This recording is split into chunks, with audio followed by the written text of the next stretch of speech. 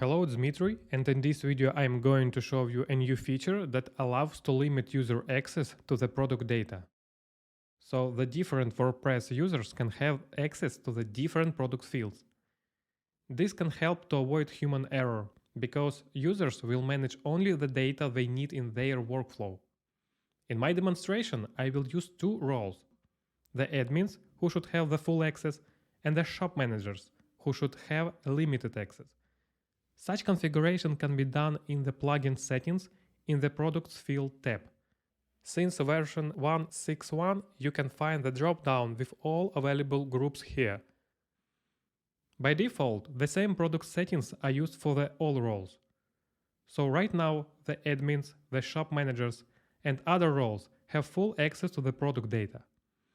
In this video, our goal is to hide some product fields from the shop managers. For this, we select the shop manager's role and confirm that we really want to create a separate settings.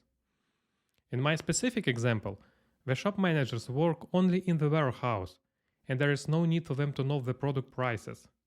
So I decide to hide prices from them. Also, I want to make the barcode field not editable, so managers can see it, but they can't change it by mistake.